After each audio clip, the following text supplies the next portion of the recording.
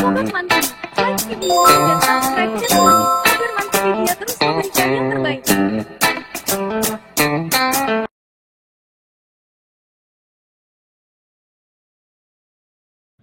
6 soal matematika yang belum terpecahkan sampai sekarang. Kebanyakan orang tidak suka matematika dan malas untuk melihat angka-angka beserta hurufnya. Untuk menutupi kelemahan mereka di bidang matematika, kebanyakan berkata kalau pelajaran tersebut tidak akan digunakan di kehidupan nyata. Tapi jangan salah, bahwa sebenarnya matematika merupakan sesuatu hal yang luar biasa. Bahkan menariknya, ada beberapa soal matematika yang tidak terpecahkan di dunia. Meskipun para pakar matematika telah mencoba memecahkan soal itu, namun tidak ada yang berhasil. Bahkan menjadi soal matematika paling sulit sejak tahun 2000 dalam ajang Millennium Prize Problem dari Clay Mathematics Institute asal Amerika Serikat, dan dihadiahi total 6 juta US dollar atau 1 juta US dollar untuk tiap soalnya. Wah, luar biasa bukan? Penasaran apa saja dan seberapa sulit soalnya? Mari kita lihat ulasannya. PPSNP.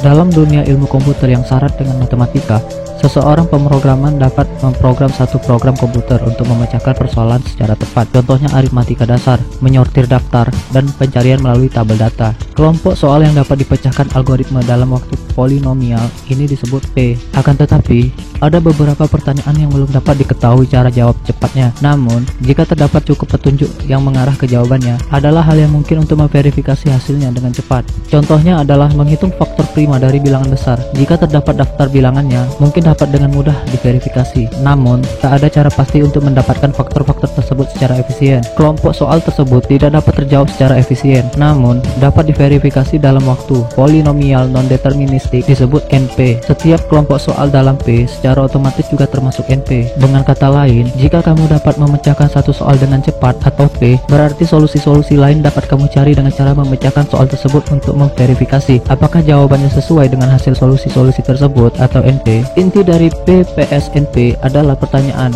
apakah kebalikannya berlaku? Apakah soal NP bisa juga diselesaikan dalam P? Dengan kata lain, jika ada cara efisien memverifikasi solusi untuk satu soal, apakah ada cara efisien untuk benar-benar menemukan solusi soal tersebut? Sebagian besar matematikawan dan ilmuwan komputer menjawab tidak.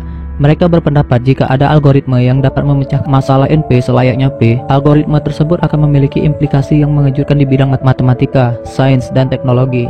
Butuh pengertian tentang ilmu komputer dan matematika yang lebih dalam untuk menjawab pertanyaan P sama dengan NP dan sebaliknya, hal yang belum dimiliki bidang teknologi manusia saat ini.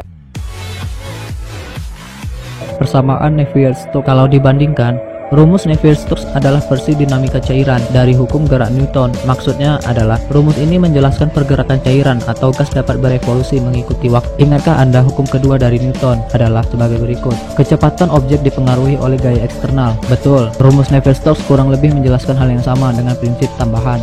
Seperti ini, kecepatan aliran cairan atau gas dipengaruhi oleh gaya internal seperti tekanan dan viskositas serta gaya eksternal seperti gravitasi. Jadi, persamaan Navier-Stokes adalah suatu sistem dari berbagai persamaan diferensial. Persamaan diferensial tersebut menjelaskan bagaimana kuantitas fluida dan gas berubah seiring waktu dibandingkan dengan kondisi awal. Dalam kasus persamaan Navier-Stokes, kamu mulai dengan beberapa aliran fluida dan gas awal, dan persamaan diferensial menggambarkan bagaimana aliran tersebut berevolusi. Memecahkan persamaan diferensial berarti menemukan beberapa rumus matematika untuk menentukan berapa jumlah kuantitas yang kamu inginkan pada waktu tertentu. Berdasarkan persamaan yang menjelaskan bagaimana kuantitas berubah, banyak sistem fisik yang dijelaskan oleh persamaan diferensial, seperti getaran senar gitar atau aliran kalor dari benda panas ke benda dingin. Masalahnya, persamaan Navier-Stokes tidak sesimpel itu. Secara fisik, fluida dan gas dapat menunjukkan perilaku yang tidak stabil. Contohnya, asap yang keluar dari lilin atau rokok pada awalnya cenderung mengalir dengan lancar dan dapat diprediksi. Tetapi, seiring waktu, asap tersebut dengan cepat berubah menjadi pusaran-pusaran yang tidak jelas. Kelemahan persamaan Navier-Stokes dalam memperkirakan perilaku tidak stabil fluida dan gas ini menunjukkan bahwa persamaan Navier-Stokes sebenarnya belum lengkap. Pertanyaannya, dengan mengikuti persamaan diferensial, apakah ada rumus fluida dan gas ideal yang dapat mengimbangi perilaku tak stabil tersebut? Dengan kata lain, tantangannya adalah seperti ini. Bisakah kamu menemukan persamaan yang dapat diterapkan di seluruh perilaku cairan dan gas, dari stabil hingga tidak stabil?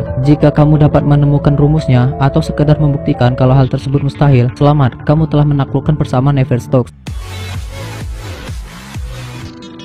teori Yang-Mills, dan celah massa kuantum. Dalam sejarah matematika dan fisika, penemuan teori kuantum adalah lompatan terbesar. Perilaku materi dan energi ternyata sangat berbeda pada skala atom dan subatom. Salah satu pencapaian besar sains ke-20 adalah mengembangkan pemahaman teoritis dan eksperimental mengenai perilaku tersebut. Salah satu dasar utama mekanisme kuantum modern adalah teori Yang-Mills. Teori ini menjabarkan perilaku kuantum, elektromagnetisme, dan kekuatan serta kelemahan nuklir dalam hal struktur matematika yang muncul saat mempelajari simetri geometrik. Prediksi teori Yang-Mills telah dibenarkan melalui eksperimen yang tak terhitung jumlahnya, memberikan pemahaman yang penting tentang bagaimana partikel atom disatukan. Terlepas dari keberhasilannya, dasar matematis dari teori itu tidak jelas hingga saat ini. Salah satu persoalan matematika yang menarik dari teori Yang-Mills adalah celah massa kuantum. Celah tersebut mengharuskan partikel subatomik tertentu yang dalam beberapa hal yang sama dengan foton tanpa massa memiliki massa positif. Celah massa adalah bagian penting yang menjelaskan mengapa gaya nuklir sangat kuat mirip seperti gaya elektromagnetik dan gravitasi, tetapi memiliki jarak yang sangat pendek. Jadi pertanyaannya adalah sebagai berikut. Temukan dasar teori matematika dari teori Yang-Mills yang juga menjelaskan celah massa kuantumnya.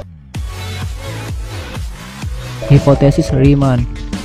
Bilangan prima, bilangan yang hanya dapat dibagi dirinya sendiri dan satu, sering menjadi topik hangat di kalangan matematikawan. Bilangan prima juga adalah fondasi dari bilangan bulat, karena bilangan bulat manapun dapat secara unik dipecah menjadi rangkaian bilangan prima. Mengingat pentingnya bilangan prima di bidang matematika, pertanyaan tentang bagaimana bilangan prima terbagi di sepanjang garis bilangan adalah persoalan yang menarik untuk otak. Pada abad ke-19, seorang matematikawan asal Jerman, Bernhard Riemann, telah menemukan rumus yang memberikan perkiraan jarak rata-rata antara bilangan prima. Hipotesis Riemann membatasi kemungkinan tersebut dengan menetapkan batasan pada seberapa jauh distribusi bilangan prima dapat menyimpang dari jarak rata-rata dengan fungsi zeta Riemann atau ZS. Hipotesis Riemann menyatakan bahwa semua nilai solusi dalam persamaan ZS sama dengan 0 berada pada garis vertikal lurus. Satu hal yang masih belum terpecahkan adalah seberapa dekat pembagian bilangan prima sejati dengan rata-rata tersebut. Dengan kata lain, apakah ada bagian dari garis bilangan di mana bilangan prima terlalu banyak atau terlalu sedikit menurut rumus rata-rata tersebut. Selama ini, pengkajian fungsi zeta Riemann telah menjadi topik tersendiri di bidang matematika murni. Demikian semakin menekankan signifikasi hipotesis Riemann. Sampai saat ini, metode komputasi telah menemukan sekitar 10 triliun solusi untuk persamaan fungsi zeta jauh di sepanjang garis bilangan. Meskipun terdapat berbagai bukti signifikan yang membenarkan hipotesis Riemann, bukti-bukti tersebut tetap sukar dipahami. Jika terpecahkan, hipotesis Riemann akan menjadi lompatan terbesar di bidang matematika murni.